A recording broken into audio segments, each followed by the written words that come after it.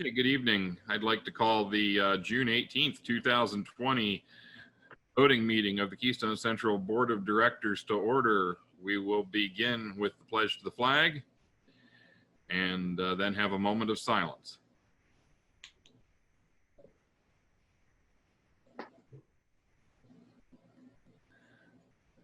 I pledge allegiance to the flag of the United States of America and to the republic for which it stands, one nation, under God, indivisible, liberty and justice for all.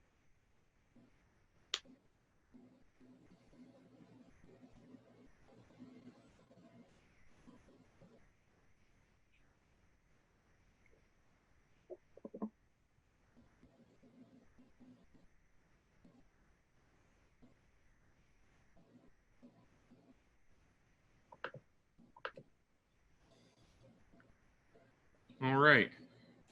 The board held an executive session on June 11th from 8:08 p.m. to 9:38 p.m. for personnel and legal matters, and also held an executive session tonight from 6:03 p.m. to 6:29 p.m. for the same purpose. Mrs. Long, could you please call the roll? Mrs. Donahue? Here. Mr. Elling? Present. Mr. Johnston? Here. Mr. Koch? Present. Ms. Lynch? Here. Mr. Miller? I'm here. Mr. Probert?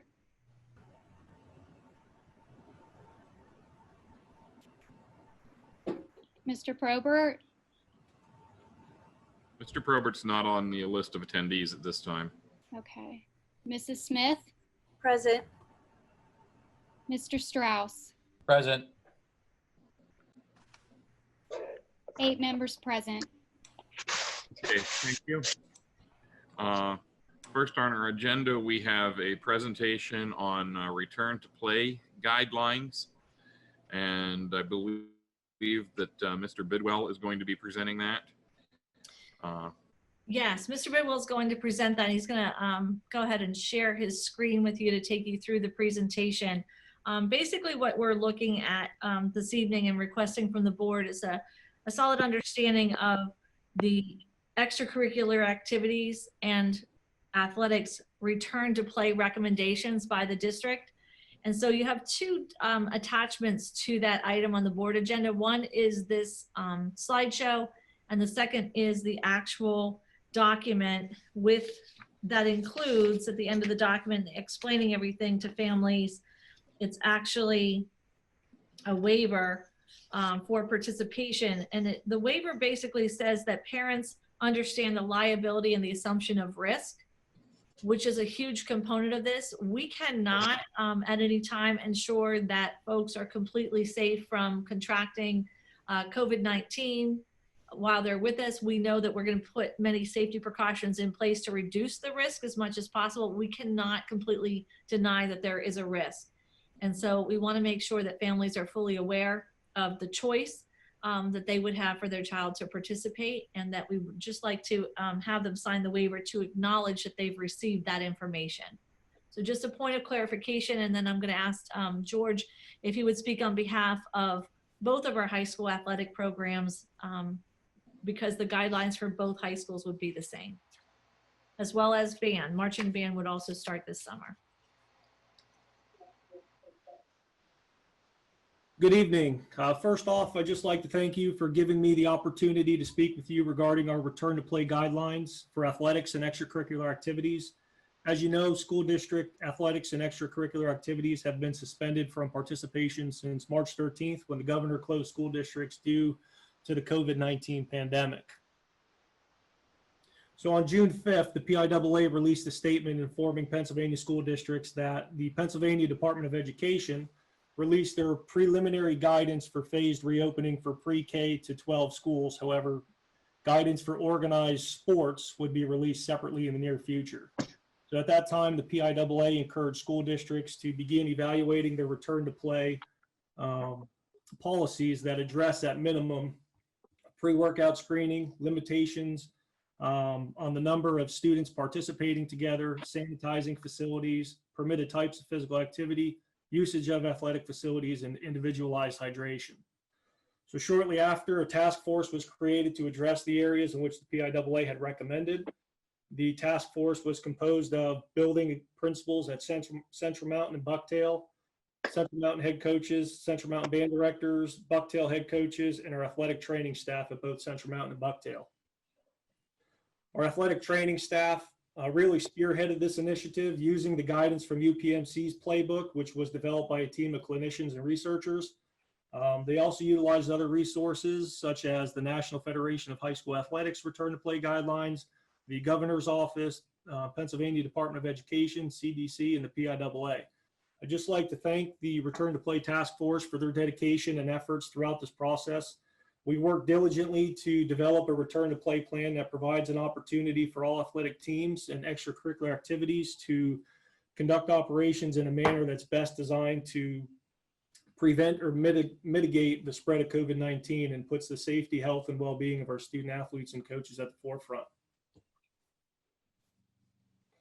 So I'd just like to note that these guidelines at this point in time are strictly for off-season activities throughout the summertime. The start date is July 1 and the end date is August 9th. My hope is that these guidelines will transition into phase 5, which covers PIAA fall, winter, and spring sports seasons, and all off-season activities for winter and spring sports will also be included in that phase.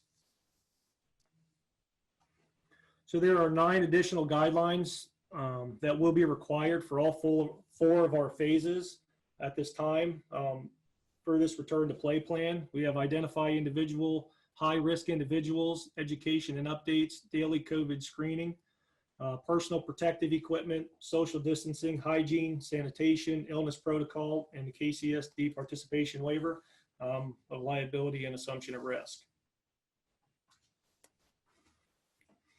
So in order to prevent or mitigate the spread of COVID-19 and ensure the safety of our student athletes and coaches, we have to take extra precautions and identify those high-risk individuals. We're asking any students interested in participating in off-season activities to report any high-risk pre-existing conditions they may have to their coaching staff. And then we're asking our coaching staff to make sure that they report that information to our athletic training staff. Any student who has previously tested positive for COVID-19, to consult with their physician for cardiac testing consideration. And we're also asking all of our staff, our coaches, just to report any high-risk pre-existing conditions that they may have to our athletic training staff.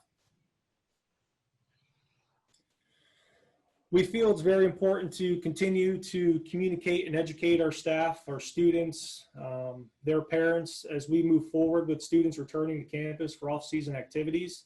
It's more important for everybody to understand the signs and symptoms of COVID-19 as well as the return to play plan that we've established.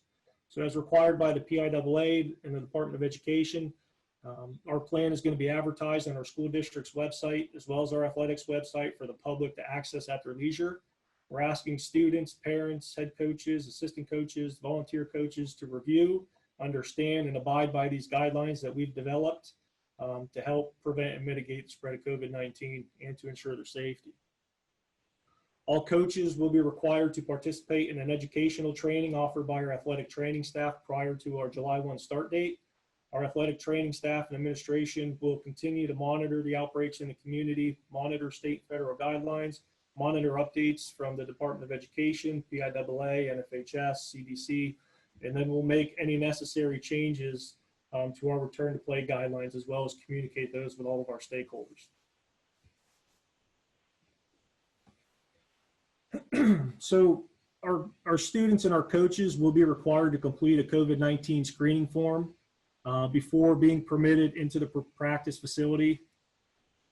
We ask that parents dropping off their children for practice remain on campus until their child is approved to enter the practice facility. Our task force is very supportive of an electronic screening process using a QR code. This is going to help assist with facilitating the screening process for our coaches, as well as provide us with a paperless documentation process that we can utilize for contact tracing if needed.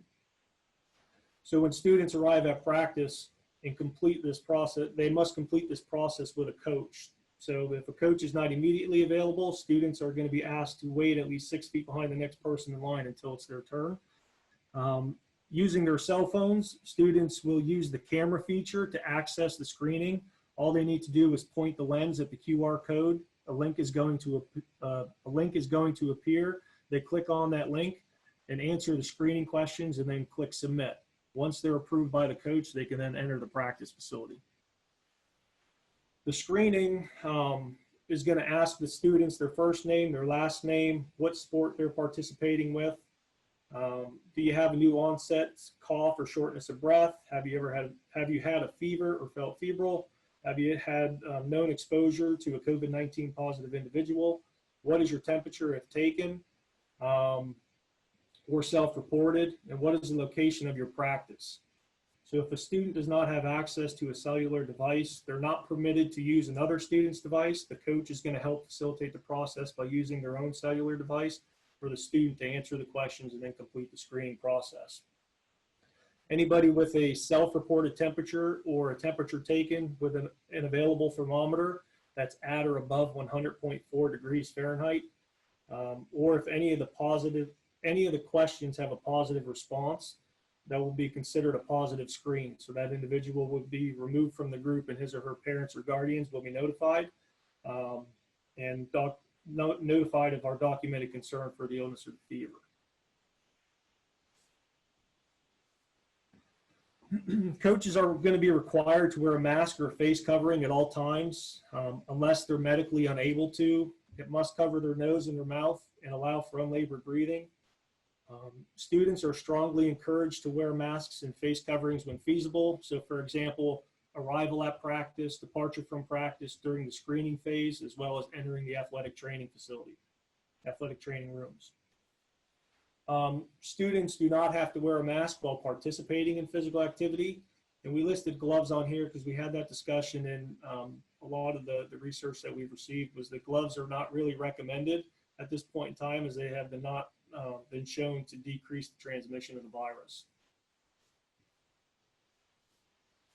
So decreasing potential exposure to respiratory droplets is the guiding principle behind social distancing. So social distancing should be practiced whenever possible, and a minimum of 6 feet is recommended. So what we're recommending to our coaches and our athletes is that there's no unnecessary contact, such as shaking hands, giving high fives, giving fist bumps, etc. Participants should sit at least every other seat on a bench and avoid dugouts when possible.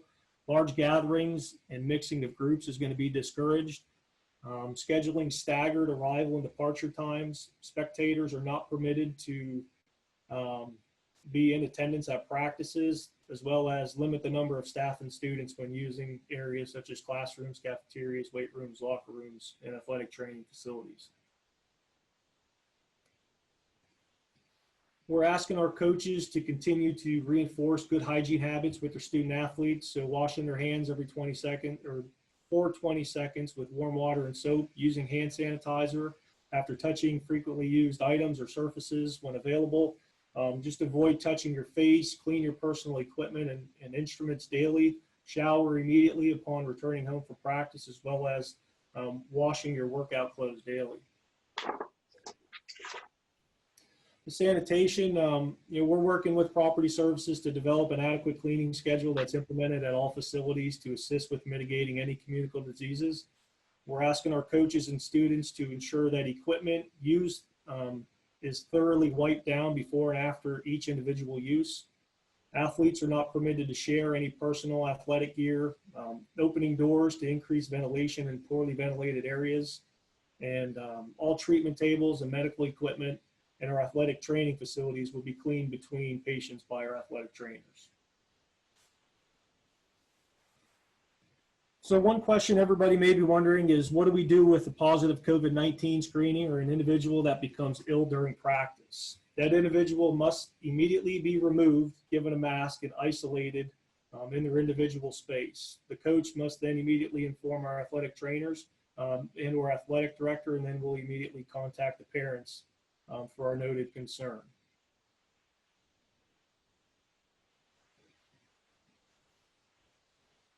Before an individual can return to off-season workouts after a positive screening, the individual must be tested for COVID-19.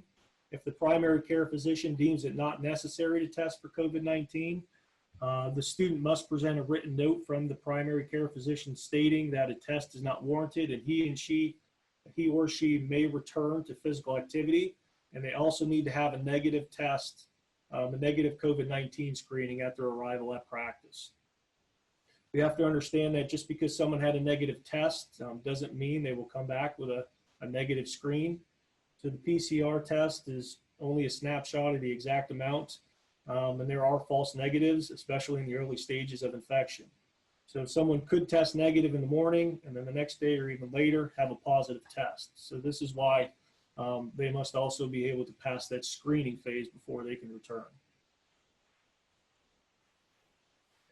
Any individual that tests positive for COVID-19 must notify the school district. The athletic trainers and athletic director will conduct contact tracing for Keystone Central School District students as well as staff, and will notify administration of the results. Contact tracing will identify the individuals who have been within 6 feet of a sick individual for more than 15 minutes while the person was symptomatic, or within 48 hours prior to becoming symptomatic. They identified through contact tracing will be recommended to seek medical advice and are not permitted on Keystone Central School District property for 14 days and should be closely monitored for development of symptoms.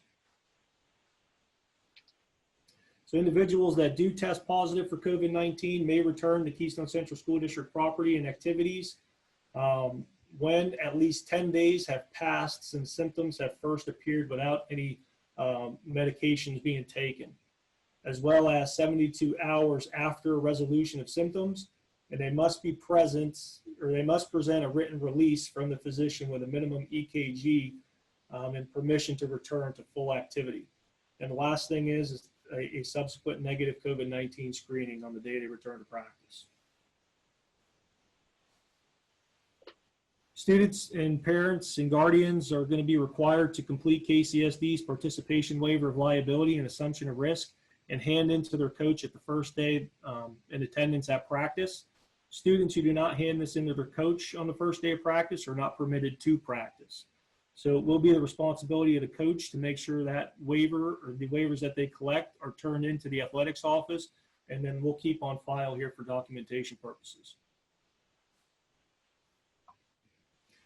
Next is KCSD's return to play acclimatization phases. As athletes are deconditioned from the quarantine period, they will be more susceptible to undertraining, overuse, and other injuries. Therefore, medical experts have highly recommended that student athletes ease their way back into play prior to competition. So the first 3 of our phases of our return to play guidelines are going to focus more on concepts of strength and conditioning and skill development for our student athletes. Phase 1 consists of 14 days of isolated conditioning that's going to be done at home as directed by their coach. We had already advised our coaches to begin this process, and hopefully that's completed prior to July 1 when our student athletes return to campus on July 1, which will begin phase 2, which is going to run for a 2-week time period, which includes no groups of more than 10 individuals at a time per indoor facility, no groups of more than 25 individuals at a time per outdoor facility. We mentioned staggered arrival and departure times for our student athletes. Coaches are required to take daily attendance for contact tracing purposes. Teams are going to be broken into groups of no more than 10, which will include a coach. And those groups should remain consistent for the next 2 weeks. And group documentation is going to be required for contact tracing purposes. During this phase, students are permitted to participate in non-contact workouts in their small groups. They have to arrive at practice prepared and ready to go, as locker room facilities will not be available. We will make available restroom facilities if needed. We mentioned about the masks for student athletes, about wearing those when feasible. We mentioned about our coaches are required to wear their masks. Spectators are not permitted. Multi-sport athletes are not permitted to participate in multi-sport practices. We want our coaches to encourage the multi-sport athletes to focus on their skill development from home, as well as participate in any virtual team meetings that they may offer.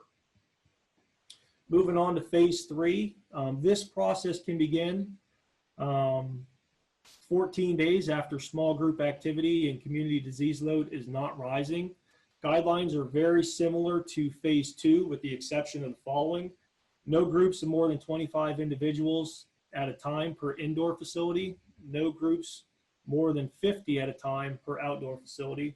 And groups of 10 may be merged into groups of no more than 25 students who can now practice with limited contact. So this moves into the equipment sharing phase with intermittent cleaning. However, wrestling and tackling and physical contact is not going to be permitted at this time. Phase 4 is going to begin after the 6-week period is complete and the community disease load is not rising. And those guidelines include teams can now combine for total full group practices with limited contact. Again, no tackling or wrestling are permitted, but they need to stay within the PIAA guidelines. A lot of things are very similar to our other 2 phases in terms of daily attendance is required, staggered departure and arrival times. This phase, students will have access to the locker rooms. Students should wear masks when feasible. Coaches are required to wear masks. Social distancing should be maintained. Spectators not permitted. And then our team meetings could go from virtual to in-person as long as they're following social distancing guidelines. And then the last slide I have for you is just for informing you that phase 5 is to be determined at this time. Phase 5 will consist of the guidelines for the PIAA's 2020, 2021 fall, winter, and spring sports seasons. And the items that I have addressed that we need to address are similar to the first 4 phases. However, now we're looking at competitions and what that's going to be like. So how are we going to handle home competitions? How are we going to handle away competitions and any overnight events that we may have? I'm hoping the PIAA, Department of Education, the Governor's Office releases a little bit more guidance in these areas as we near the start of the fall sports season, so we could provide more concrete guidelines for our folks pertaining these specific areas. That's all I have for you this evening. I want to thank you once again, for the opportunity to present our return to play plan to you and your consideration for approval. I'd also like to thank again our task force for everything that they've done with us to help facilitate this process. It was greatly appreciated.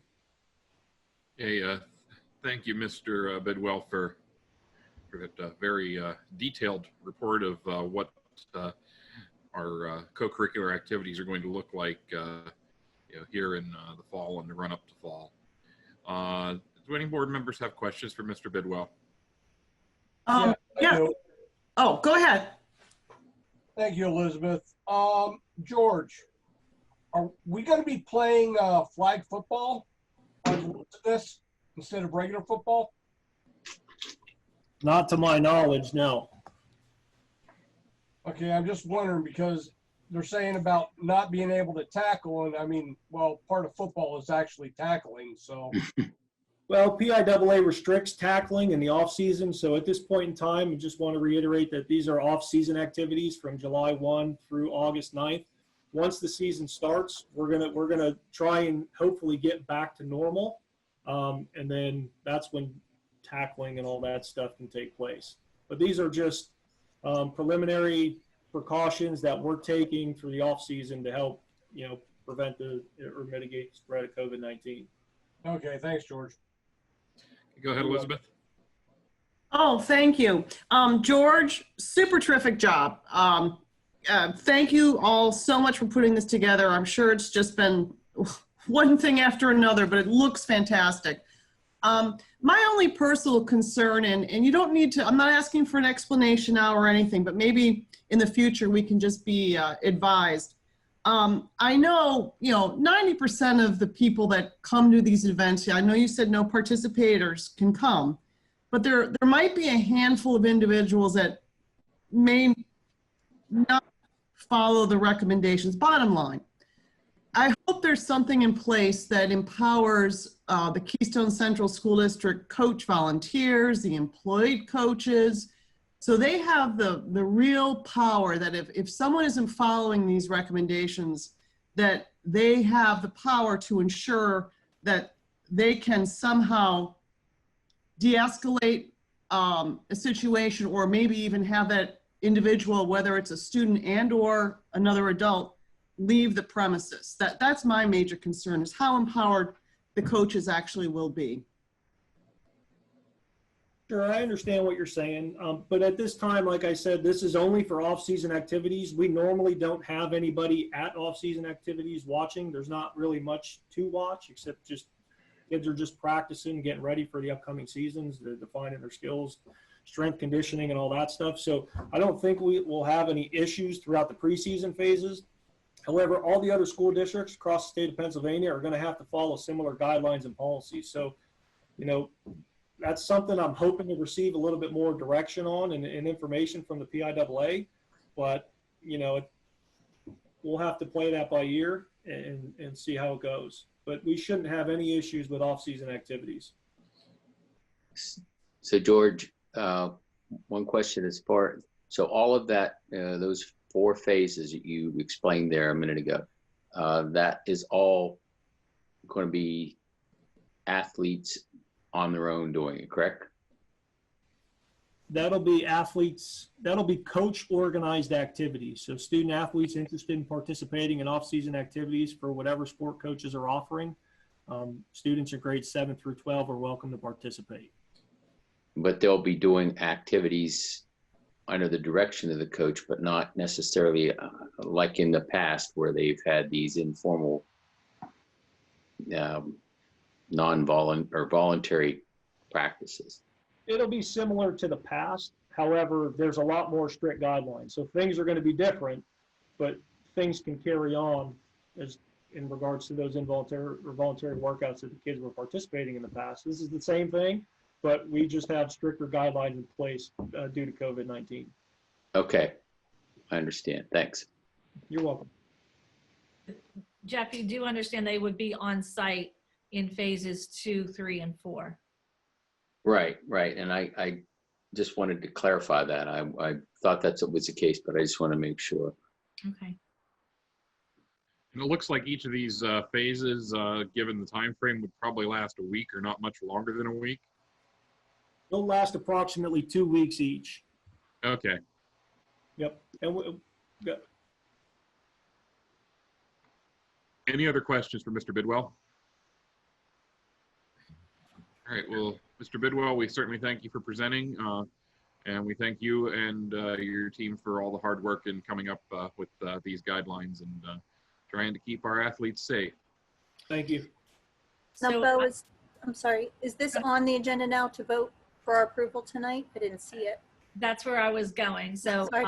following the presentation, if the board wishes to, which I would recommend that we approve these recommendations, that I'll add that to the agenda under athletics, but it does also involve co-curriculars, and that's on the document, but I think that's the best place to put it on this agenda.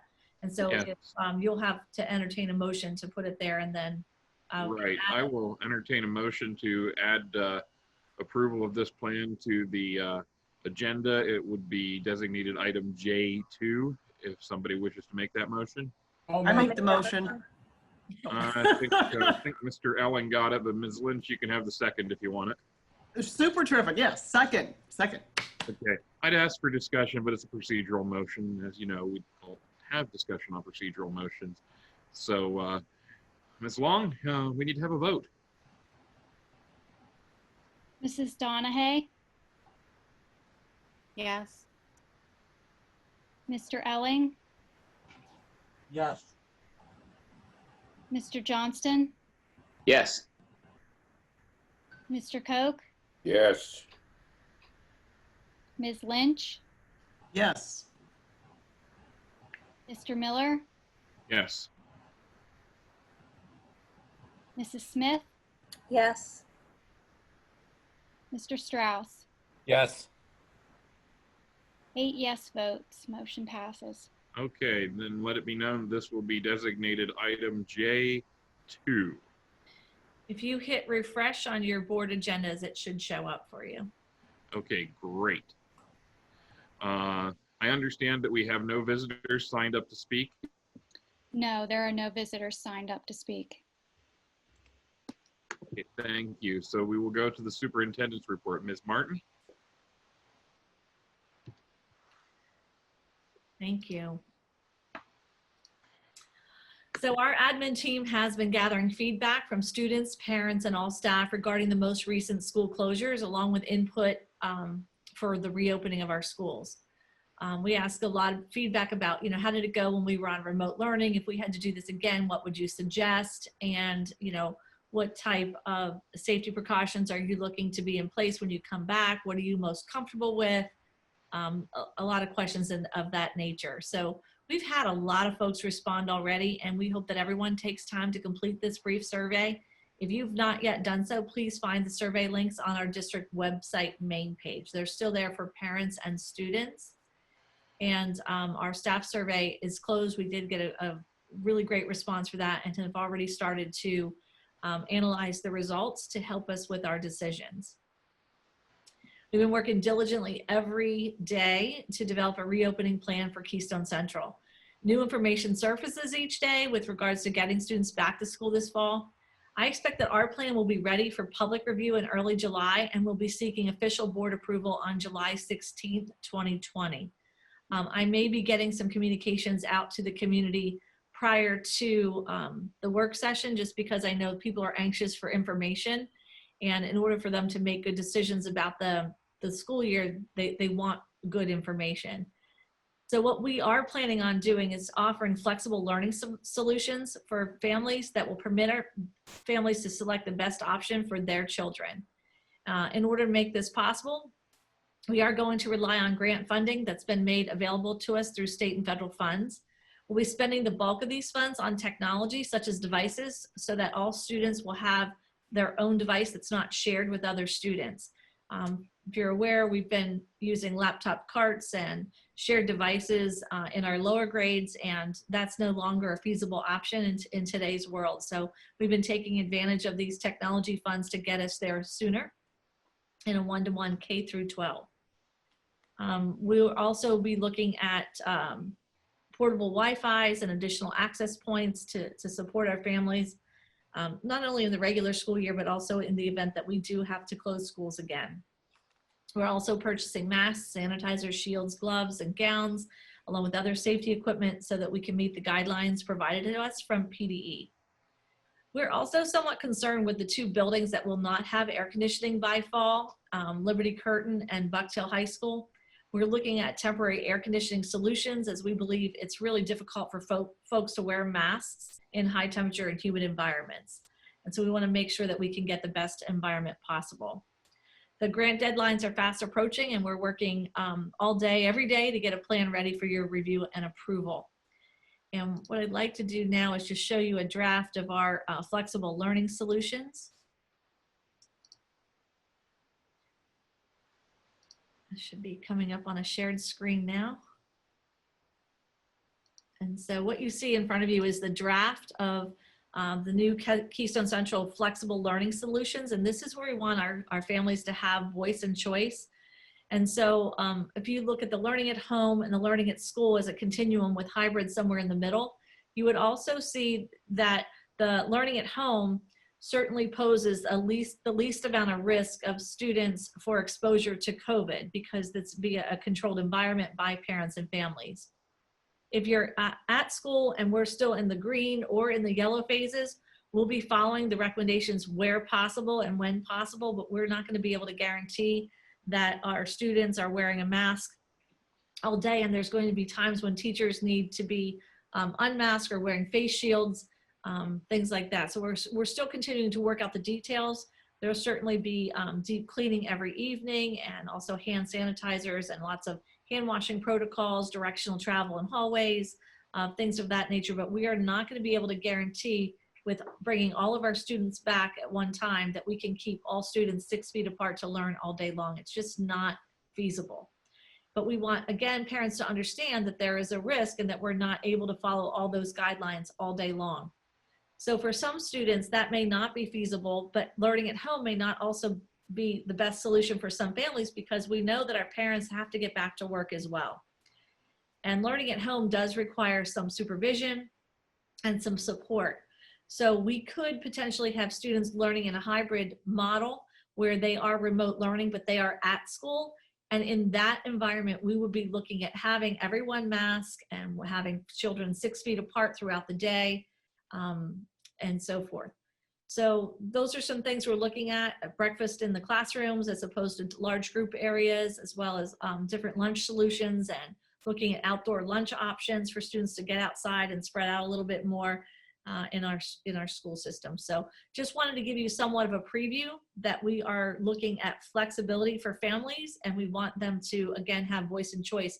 Because as you know, we have families in our community who are ready for their kids to come back to school, and precaution or no precaution, and we have other families who are really concerned about the risk and vulnerability by sending their children to school.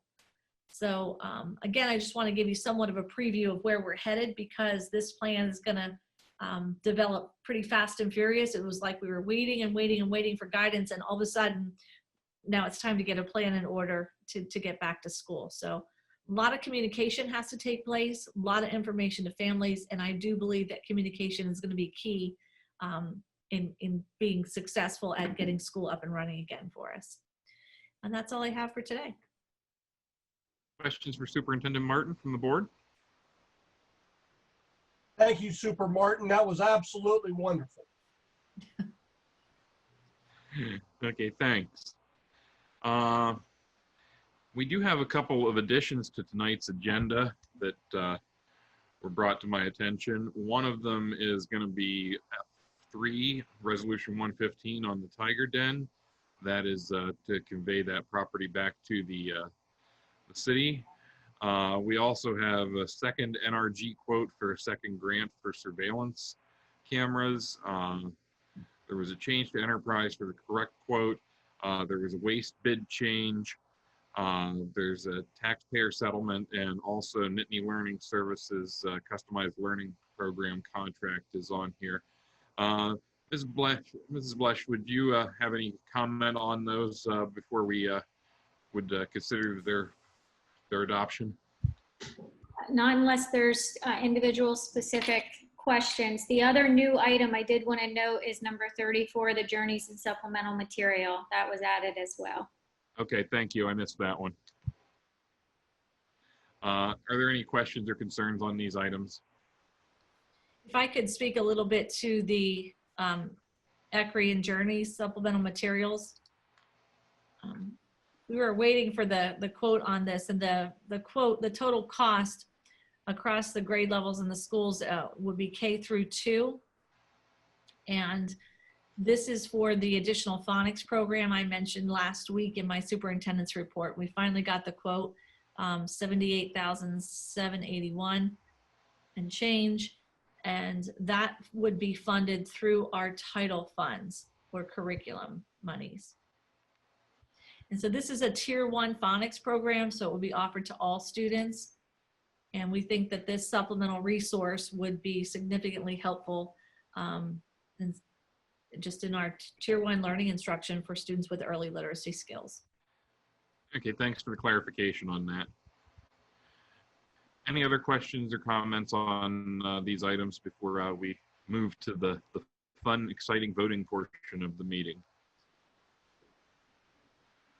Okay, then Mr. Elling, if you would care to make the motion to move the agenda, I personally would like to hold item F1 and item F3.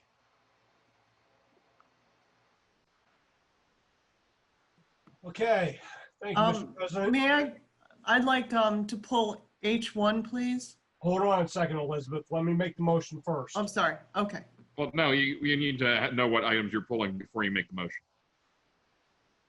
Okay, Elizabeth. Please, I request H1 to be pulled for comment. Anything else? No, thank you. Anybody else? Okay, Mr. President, with that being said, I'd like to move the entire agenda except for the following items: F1, F3, and H1. Okay, thank you. There's exceptions of items F1, F3, and H1. Is there a second? I'll second that. Thank you, Mrs. Smith. Is there any discussion on the motion? No. Hearing none, I'll call for a vote. Mrs. Long? Mr. Elling, Yes. Mr. Johnston, Yes. Mr. Koch, Mr. Koch, you are muted. Sorry, yes. Ms. Lynch, Yes. Mr. Miller, Yes. Mrs. Smith, Yes. Mr. Strauss, Yes. Mrs. Donahue. Yes. 8 yes votes, motion passes. Okay, thank you.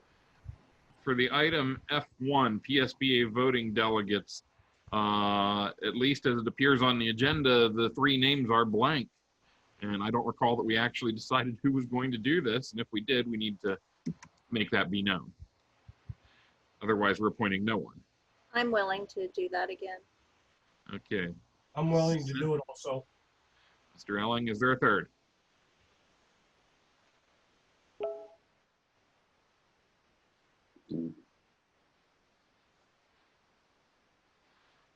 If there is not a third, I'll indicate my willingness as well.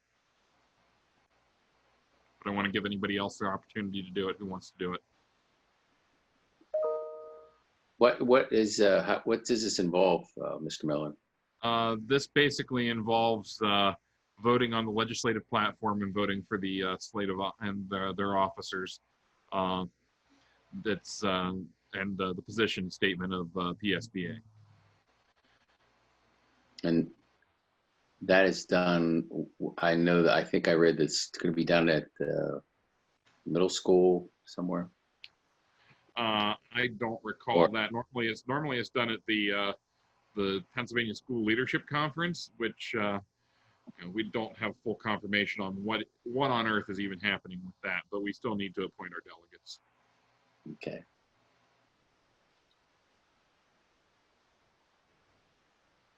So, Mr. Johnson, if you want it, it's yours. Okay. You can put me down. Okay. Is there any objection to these 3 members serving as our delegates? It's actually going to be held at Mountain View Middle School in Cumberland Valley. Okay. Thank you for that. All right. Mr. Elling, would you like to make a motion with names inserted? Actually, never mind. You can't make the motion. You're one of the delegates. Would somebody who, other than Mr. Elling, Mr. Johnston, or Ms. Smith, care to make a motion to appoint Mr. Elling, Mr. Johnston, Mrs. Smith as voting delegates to the 2020 Delegate Assembly meeting on November 7th, 2020? I'll make that motion. Thank you, Mr. Koch. Is there a second? I'll second. Okay, Ms. Lynch, you got it, the second there. Is there any discussion? All right, then I will call for the vote. Mrs. Long? Mr. Johnston, Yes. Mr. Koch, Yes. Ms. Lynch, Yes. Mr. Miller, Yes. Mrs. Smith, Yes. Mr. Strauss, Yes. Mrs. Donahue, Yes. Mr. Elling. Yes. 8 yes votes, motion passes. Okay, the next item to vote on is item F3. That's resolution 115 regarding the conveyance of the Tiger Den facility, also known as Clinton County Tax Parcel E-04-B, to the city of Block Haven for the sum of $1. This is a resolution involving the conveyance of property, and as such must be considered separately with a roll call vote. I will entertain a motion to approve this resolution. I make the motion to approve the resolution. Thank you, Mr. Second it.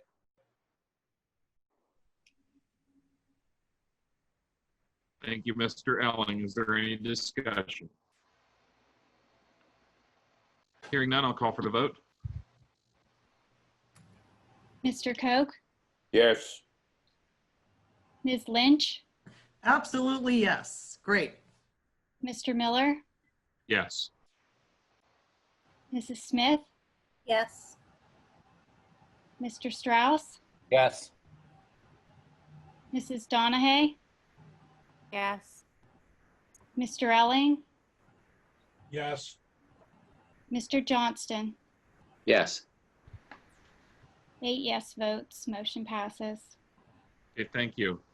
The next item for consideration is item number H1, bills for payment. Do we want to have a motion and then discuss it, or we want to discuss it and then have a motion?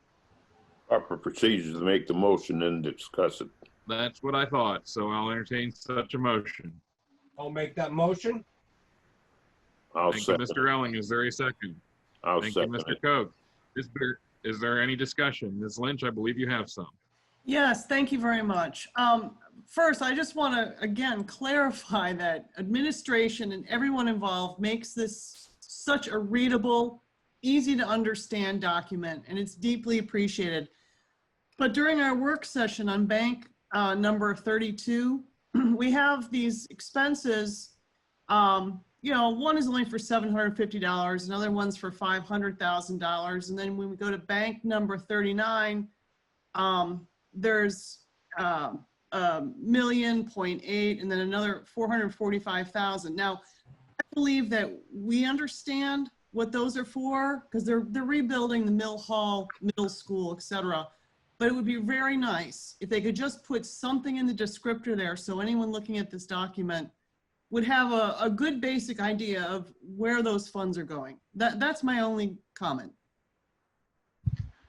Okay, thank you. I don't know that the accounting software that produces this particular report is capable of doing so, but I'm sure the business manager and business office staff will take that under advisement. Thank you very much. That's it. Okay. Any further comment or question on this particular matter? Hearing none, I'll call for the vote. Ms. Lynch, Yes, I'm sorry, I was muted. Mr. Miller, Yes. Mrs. Smith, Yes. Mr. Strauss, Yes. Mrs. Donahue, Yes. Mr. Elling, Yes. Mr. Johnston, Yes. Mr. Koch. Yes. 8 yes votes, motion passes. Okay, thank you. I believe that brings us to the end of our agenda. So if there is no further discussion or business to come before the board tonight, I will remind the board members that we will be having a second executive session for personnel matters following this meeting immediately. You already have the link, and then otherwise ask for a motion to adjourn. Mr. Make that President, motion. Mr. President, Mr. Koch has the floor. just for the record, what are the dates for the July meetings? The work session and the voting meeting? Just for the record. Okay, I don't have that information immediately in front of me. Mrs. Long, do you have the calendar up? Let me pull it up. I believe it's the 9th and the 16th of July. 9th and 16th. I believe that's That's correct. correct, yes. Okay. That's it. I just had that question, that's all. Okay. Mr. Elling, I believe you were going to speak as well. I'm just making a motion for adjournment, as always. Okay, is there a second? I'll second. Thank you, Mr. Johnson. Without objection, this board will stand adjourned, and I'll see some of you in a minute or so.